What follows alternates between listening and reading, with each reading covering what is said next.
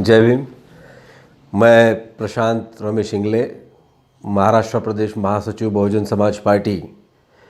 सबसे पहले तहे दिल से लॉर्ड बुद्धा चैनल का और उनके पूरे टीम का और हमारे सामने जो हमारे रिपोर्टर बैठे हैं खिलाड़ी साहब, इनका सभी का मैं तहे दिल से शुक्रिया अदा करता हूं कि इन्होंने मनुस्मृति दहन के बारे में जो लोगों की राय जानने की सोची और उसमें मुझ जैसे सर्वसामान्य कार्यकर्ता को एक अवसर दिया कि मैं यहाँ पे अपना जो मत है वो मैं अपना विचार यहाँ पे आपके सामने रखूँ।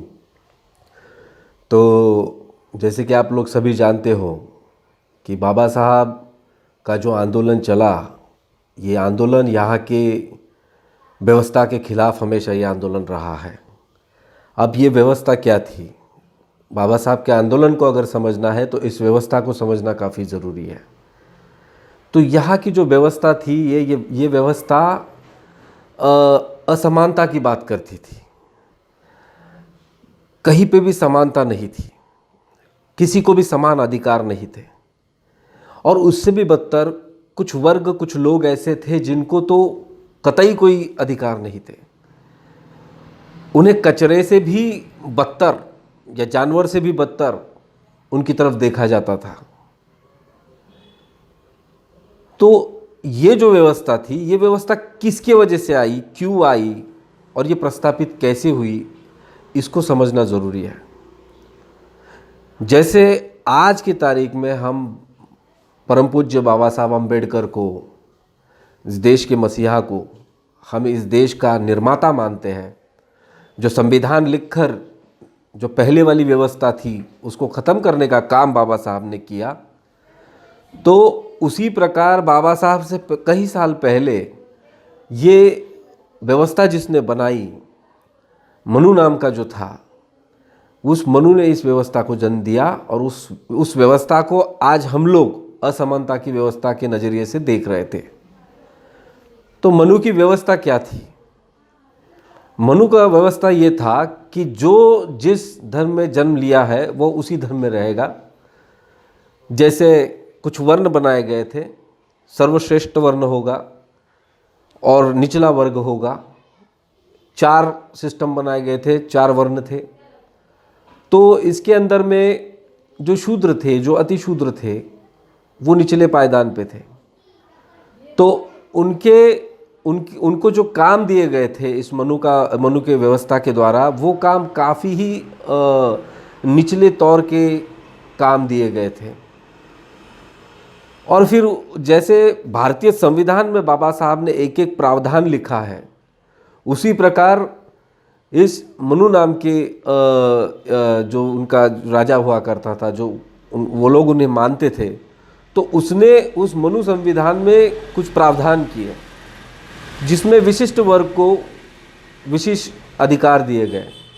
जैसे पढ़ना लिखना है, पढ़ना लिखना जो अधिकार है, ये पढ़ना लिखना अधिकार सिर्फ उच्च वर्णीय लोगों को ही थे जो उच्च जात में पैदा हुए। और निचली जात का कितना भी प्रभावशाली आदमी हो या बच्चा हो जो बात कर सकता है, अपनी बात रख सके, अपनी वाणी से लोगों को वो कुछ बता सके, उसमें कुछ मेरिट्स हो, तो कितने भी आपके पास मेरिट हो, ये सारे मेरिट को ख़त्म करने का काम मनु की व्यवस्था ने किया। तो अब हमको ये समझना होगा कि ये प्रावधान क्या बनाए थे। तो कुछ प्रावधान ऐसे थे कि जैसे जो निचले वर्ग का है, तो निचले वर्ग का आदमी वो अगर कहीं मंत्र या कुछ सुन लेता है, तो संस्कृत के जो मंत्र होते हैं वो अगर सुन लेता है, तो उसके कान में गरम शीशा पिघला कर डाल दिया जाए। या फिर आप देखिए, अगर कोई उस वेद को या उस संस्कृत को बताता है तो उसकी जीभा को काट दिया जाए। तो आज के तारीख में अगर हम ये सब सोचते हैं तो काफ़ी दुख होता है और सोचकर भी बहुत कठिनाई से लगता है कि किस प्रकार उस समय के लोगों ने ये सब झेला होगा। ये तो धन्य हो हमारे मसीहा बाबा साहब जी का, डॉक्टर बाबा साहब अम्बेडकर का, जिनके जन्म के बाद और उसके बाद जो मूवमेंट उन्होंने चलाई, आंदोलन किए, उसके बाद में ये परिवर्तन हुआ है। अब पिछले संविधान जो आप देखोगे मनु का, तो उसमें जैसे मैंने कहा कि अगर आप कुछ सुनते हो तो गरम शीशा पिघला कर डाल दिया जाए या जीवा को काट दिया जाए, या फिर उसमें और भी कहा गया है कि जो नारी होती है वो नारी पशु के समान है और ये सारे ताड़न के अधिकारी हैं, इनको सबको अलग करना चाहिए, दूर रखना चाहिए। जबकि आज की तारीख में बाबा साहब ने भारतीय नारी को एक उच्च स्थान दिया। वो जिस कटघरे में उसको मनु ने खड़ा किया था, उस कटघरे से मुक्त कर कर आज देश के सर्वोच्च पद तक पहुंचाने का काम बाबा साहब के संविधान ने किया है। तो ये कॉम्पेरेटिव स्टडी है। तो इसमें से हम एक बात समझते हैं कि बाबा साहब को ये ज़रूरत क्यों पड़ी, 25 तारीख को जो 25 दिसंबर है, बाबा साहब ने इसका दहन क्यों किया। जो मैंने आपको अभी बताया, ये सारी चीज़ें जो है इसका सब निचोड़ जब निकाला, जैसे बाबा साहब ने एक ही आंदोलन नहीं किया, बाबा साहब ने बहुत आंदोलन किया है। फिर नासिक का कालाराम मंदिर का प्रवेश हो, उसके बाद में महाड़ का चौधार तालाब का हो, लेकिन उसमें ज़्यादा डेप्थ अगर किस में दिखती है तो इसमें दिखती है कि 25 दिसंबर को जो मनुस्मृति जलाई, उस दिन को फिर हम लोग ने अभी मुक्ति दिन करके, नारी मुक्ति दिन करके हमने मनाना शुरू कर दिया है। और मैं देशवासियों से अपील करूंगा कि 25 दिसंबर जो है इसको हमको नारी मुक्ति दिन के माध्यम से चलाना पड़ेगा और बड़े जोश और खरोश के साथ इसको हमको सेलिब्रेट भी करना होगा।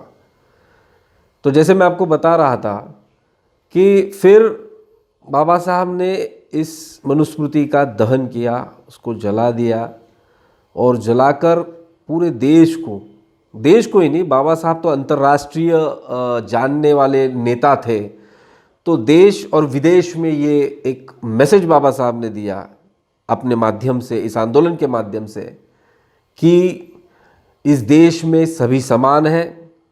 अगर वो पुरुष हो या नारी हो तो इनको आप जानवर के साथ या जानवर से बदतर ऐसा सलूक नहीं कर सकते। जो और एक चीज़ मैं आपको बताना भूल गया कि इसी व्यवस्था का एक निचोड़ था कि आपको गले में वो मटका पहनना पड़ता था, पीछे झाड़ू बांधना पड़ता था और फिर आपको चलना पड़ता था। तो आप चलते तो आपका वो पैर का जो निशान है उसको मिटाया जाता था। फिर उसके बाद में आप अगर कहीं थूक ना सको और वो कुछ अभी अपवित्र ना हो जाए तो वो गले में जो है उसके अंदर में ही आपको थूकना पड़ता था।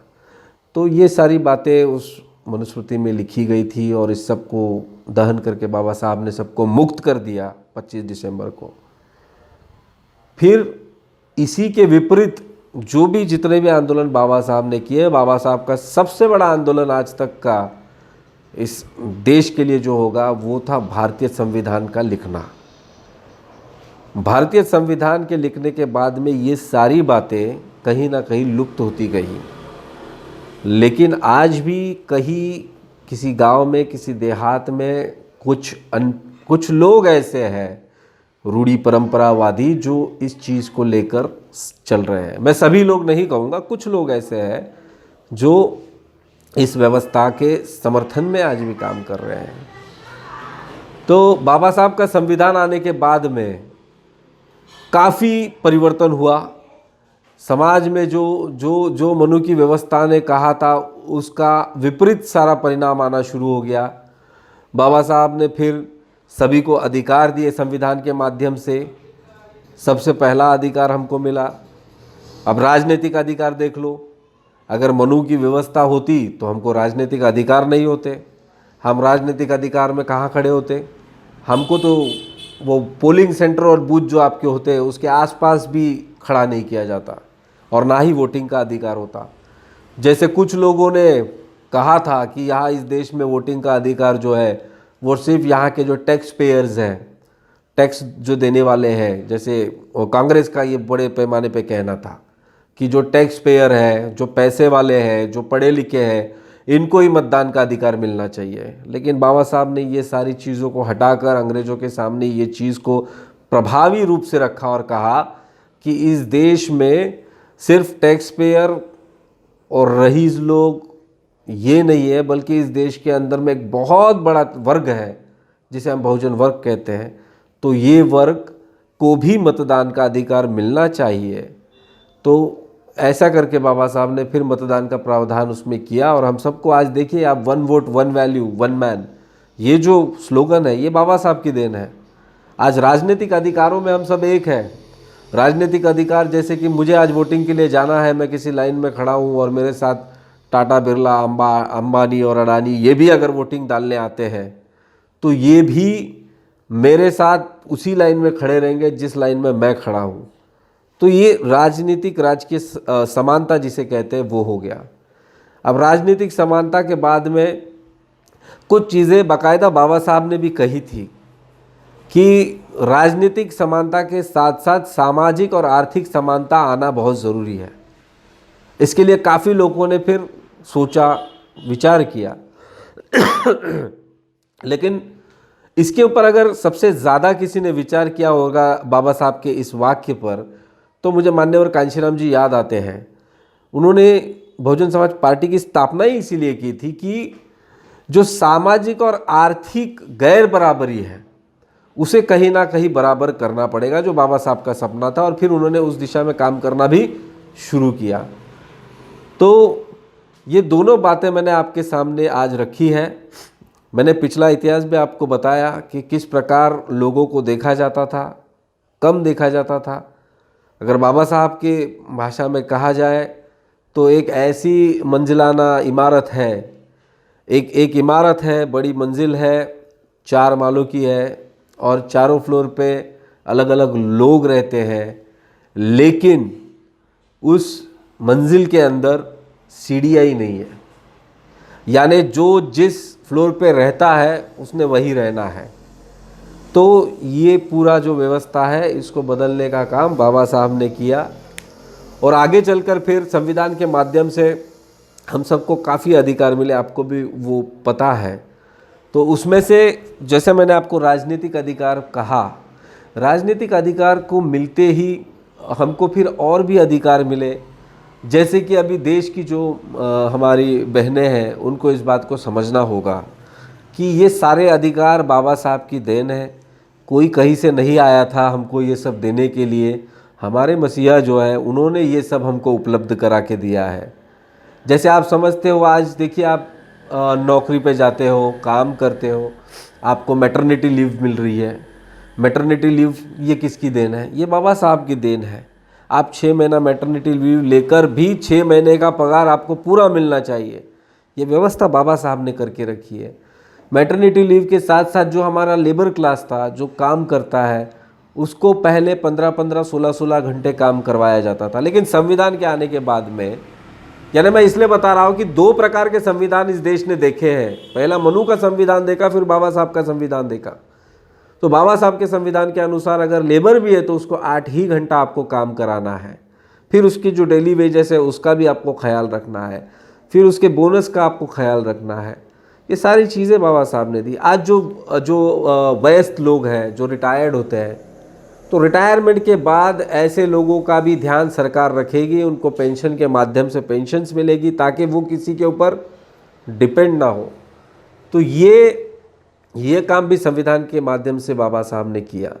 बाबा साहब का आंदोलन काफ़ी तेज़ी से और बहुत ज़ोरों शोरों से देश के अंदर में चला। कुछ लोगों ने उस समय बाबा साहब को भी साथ नहीं दी थी, लेकिन आज वो वर्ग प्रवर्ग है, वो समझ रहा है कि असली में हमारे नेता बाबा साहब ही थे।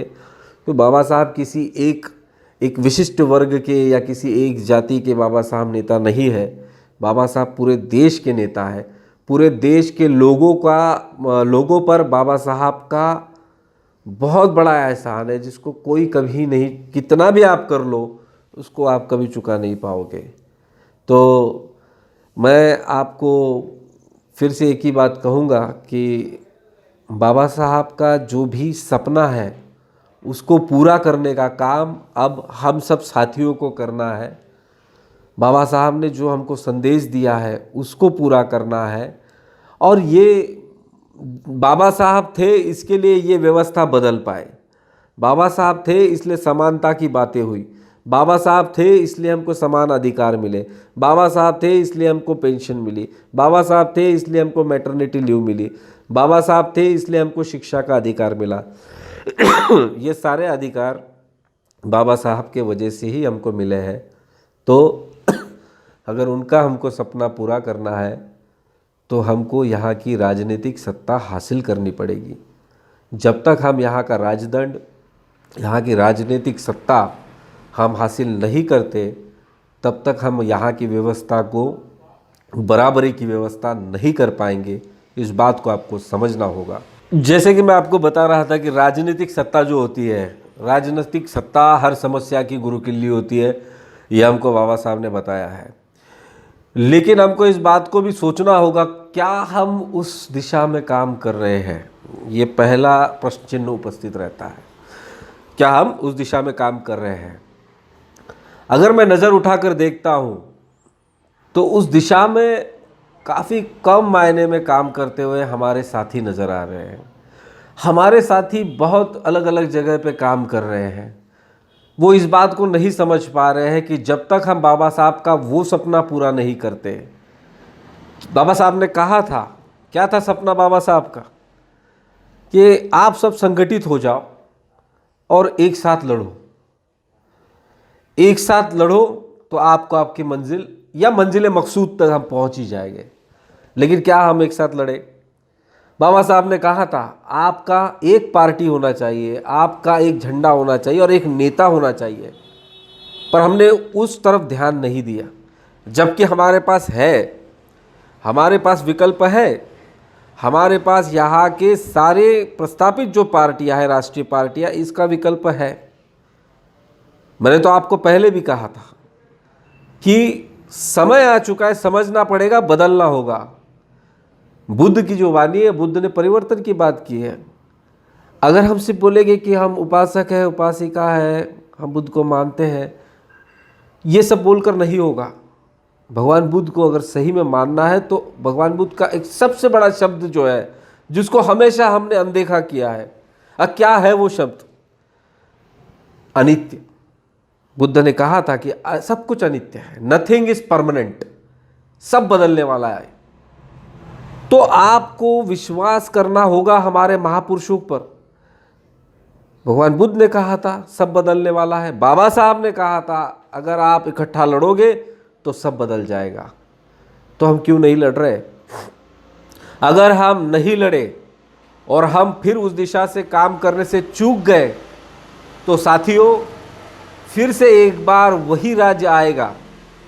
थोड़ी देर पहले मैं जिनकी बात कर रहा था, मनु का राज आने से हम रोक नहीं पाएंगे। अब केंद्र में तो आप देख रहे हो मनु का राज आ चुका है, केंद्र में मनु का राज आ चुका है, देश में भी आ चुका है, सिर्फ हल्का सा दिखाई नहीं दे रहा। उसके उदाहरण मैं आपको बहुत सारे दे सकता हूँ, आप देख लीजिए। देश के विभिन्न जो राज्य है, राज्य के अंदर बहुत सारी घटनाएं ऐसी हैं जिसको आप उनके समय जो शिक्षा या दंड दिया जाता था उसके साथ आप कंपेयर कर सकते हो। जैसे गुजरात में हुआ था, एक कार के पीछे एक बंदे को बांधकर अर्धनग्न अवस्था में पीटा गया था, जिसे आप आज की तारीख में मॉब लिंचिंग का भी नाम देते हो। पीटा गया था। ये किस चीज़ का लक्षण है? भारत के अनेक राज्य के अंदर ऐसी चीज़ें देखी गई है। तो ये क्यों हो रहा है? क्योंकि हम राजनीतिक सत्ता से दूर है। तो हमको ये सत्ता की ओर काम करना पड़ेगा। बाबा साहब ने कहा था, हमको बाबा साहब बताए गए, महाड़ का, चौधार तालाब का आंदोलन करने वाले बाबा साहब हमको बाबा साहब बता गए, हमको जो बचपन से बाबा साहब बताए गए, सिखाए गए हैं, वो कालाराम मंदिर का प्रवेश करने वाले बाबा साहब बताए और सिखाए गए हैं। खास करके मैं महाराष्ट्र की बात कर रहा हूँ। महाराष्ट्र में हमको यही बाबा साहब का चित्र दिखाया गया। लेकिन जब मान्यवर कांशीराम जी का जन्म हुआ तब हमने समझा कि बाबा साहब तो कुछ और भी है। यानी जब गैर बराबरी की व्यवस्था की बात कर रहे हैं, जिसको बदलना है, जो ऐसा है उसको ऐसा करना है, तो ये जो व्यवस्था को सीधा करना है, ये बताने वाले तो वो होकर गए बाबा साहब के बाद में। उन्होंने बताया भी, तो हमने समझने की कोशिश की। फिर हमको समझा कि बाबा साहब आंदोलन तो बाबा साहब ने किए हैं, मंदिर का या चौधार तालाब का किए हैं, लेकिन इसके अलावा भी बाबा साहब ने बहुत सारी चीज़ें बताई हैं। जैसे उन्होंने कहा था कि जाओ अपने घर के दीवारों पे लिख दो कि तुमको हुक्मरान बनना है। क्या हमने हमारे घर के दीवारों पे ये लिखा? क्या हमने इस संदेश को फॉलो किया, या हमने सुनकर अनदेखा कर दिया? वो कितना बड़ा और कितना गहरा संकल्प बाबा साहब ने हमको दिया था। वो मोटिवेशन था इंटरनली हम सब के लिए, देशवासियों के लिए, लेकिन हमने वो नहीं किया। कुछ साथियों ने किया, कुछ साथियों ने नहीं किया। तो जिन्होंने नहीं किया, मैं उनसे पूछना चाहता हूं कि क्या हमें बाबा साहब पे विश्वास नहीं था? क्या बाबा साहब के कहने पे हमें विश्वास नहीं है? बाबा साहब ने जो भी कहा है आज तक वो सारी बातें सच हुई है। बाबा साहब की हर पॉलिसी जो भी बाबा साहब ने फ्रेम की है वो सब बातें सच हुई है। तो बाबा साहब ने हमसे कहा था कि घर के दीवारों पे लिख दो हुक्मरान बनना है, हमने लिखा नहीं। हमने उल्टा कहा कैसे बन सकते हुक्मरान, अब तो बाबा साहब नहीं रहे। हमने उल्टी आलोचना करना शुरू कर दी। हम कुछ ज़्यादा ही बोल देते हैं। मेरा कहने का मतलब यह है कि जब महापुरुषों ने हमारे बारे में सोचा है, विचार किया है और खूब लिखा है, बाबा साहब इतना लिटरेचर किसी ने पैदा नहीं किया आज तक। तो अगर हमारे पास वो है तो उसको पढ़े। हम तो बाद में लिखेंगे, लेकिन इसको तो पढ़े पहले जो उन्होंने कहा है। तो वो लिटरेचर में भी उन्होंने लिखा है। बहुत सी चीज़ें ऐसी है जो समझना मुश्किल होता है बाबा साहब के लिटरेचर को, लेकिन अगर आप ध्यान से और चिंतन करके पढ़ोगे तो 101% आप समझ पाओगे इस चीज़ को, क्या कहना चाहते थे वो दिखने वाले बाबा साहब और एक अदृश्य बाबा साहब भी है जिसको हमको ढूंढना है। और साथियों, जिस दिन हम इस देश के अंदर में वो बाबा साहब हम ढूंढ लेंगे, आप विश्वास करो मेरी बात का, कि फिर कभी वो मनु का दौर यहां आने वाला नहीं है। तो उस तरफ अगर काम करना शुरू करना है तो कैसे करेंगे? तो सबसे पहले हम बाबा साहब को समझेंगे, उनके आंदोलन को समझेंगे, जो चीज़ें उन्होंने की। उन्होंने और एक चीज़ कही थी कि मुझे आप लोगों में से, कोकण में ये कहा था बाबा साहब ने, मुझे आप लोगों में से प्रधानमंत्री देखना है। सच्चे दिल से कहिए साथियों, आज तक हमने इस बारे में कभी सोचा है? हम तो पार्षद के बारे में भी सोचते तो कहते भैया कैसे आएगा चुन के। हम जिन्हें मसीहा मानते हैं उन्होंने हमेशा कहा है कि your aim must be high, आपका जो एम है वो बहुत ऊंचा होना चाहिए। ध्येय जो होता है, ध्येय आपका सबसे बड़ा होना चाहिए। और लो एम इज क्राइम, बाबा साहब ने कहा था जिसका ध्येय छोटा है वो गुनाह है। बड़ा ध्येय रखो, बड़ी प्राप्ति के लिए बड़ा ध्येय रखना जरूरी है और बड़ा संघर्ष भी करना पड़ेगा। तो उन्होंने कहा था कि प्रधानमंत्री मेरे को आप में से देखना है, तो हम उस लिस्ट में भी आसपास नहीं आ पाए। वो बात अलग है कि आदरणीय बहन जी आज उस लेवल पे है, प्रधानमंत्री बनने की ताकत रखने वाली एक ही महिला आज देश में है, बहन कुमारी मायावती जी, और ये प्रस्तापित पार्टियों को भी पता है। तो जैसे हम कह रहे थे कि जो मनुस्मृति का बात हम कर रहे थे, तो मुझे अब आपको ये भी बताना चाहता हूँ कि आदरणीय बहन जी हो, जो 4 बार उत्तर प्रदेश की मुख्यमंत्री बनी और आज 5वीं बार बनने भी जा रहे हैं, उसकी वजह क्या है? यही वजह है, बाबा साहब का संविधान। पश्चिम बंगाल में देख लीजिए आप, वहाँ पे ममता बनर्जी जी है, ममता जी वो आज जो वहाँ पे मुख्यमंत्री बनी है, उसकी वजह भी बाबा साहब का संविधान है। अगर पिछला संविधान वो वाला होता तो कोई कुछ नहीं बन पाता। तो ये संविधान है बाबा साहब का, इसलिए आज महिलाओं ने और पुरुषों ने समान प्रगति की है। आज हमारा जो महिलागण है वो आज आप पायलट भी देख सकते हो, आईएएस बनते हुए देख सकते हो, आईपीएस बनते हुए देखे हैं, उनको बड़े बड़े बिजनेस के डील्स करते हुए देखे हैं, बड़े बड़े कॉरपोरेट सेक्टर में बड़े बड़े कंपनीज की सीईओ बनते हमने देखा है। ये सारी देन बाबा साहब की है, संविधान की है। तो साथियों, मैं आपसे ये कहना चाहूँगा कि बाबा साहब की कही हुई कुछ बातें हैं जो मैं फिर से एक बार कहना चाहता हूँ। पहली बात कि आपके घर पर जाकर लिख दो दीवारों पर कि आप इस देश के हुक्मरान बन सकते हो। अगर बाबा साहब कह रहे बन सकते हो तो हम बन सकते हैं, ये हमको मानना पड़ेगा साथियों। दूसरी बात उन्होंने जो कहा था, उन्होंने कही थी कि मैं आप में से प्रधानमंत्री होता हुआ किसी एक को देखना चाहता हूँ। तो साथियों, सबसे बड़ी उपलब्धि हमारी और सबसे बड़ी हमारी बाबा साहब को जो हम अभिवादन करते हैं, वो अभिवादन वो होगा जिस दिन इस देश का प्रधानमंत्री हम बहुजन समाज और हमारे सर्व समाज में से हम बनाएंगे इस देश का प्रधानमंत्री, जो बाबा साहब का सपना है। और वो भी एक नारी इस देश की प्रधानमंत्री बनेगी तो बाबा साहब का सपना सही मायने में पूरा होगा। ये दो बातें काफ़ी गहराई रखती है, इसको समझना होगा और बाबा साहब के इस आंदोलन को गतिमान करना होगा। बाबा साहब का आंदोलन भावनाओं पर जाकर गतिमान कभी नहीं होगा। आपको प्रैक्टिकली सोचना होगा कि इतने बड़े मसीहा के हम फॉलोअर हैं, तो जिस ढंग से जिस रूप से उन्होंने आंदोलन चलाया है उसी हिसाब से हमको भी चलना होगा। जय भीम, जय भारत।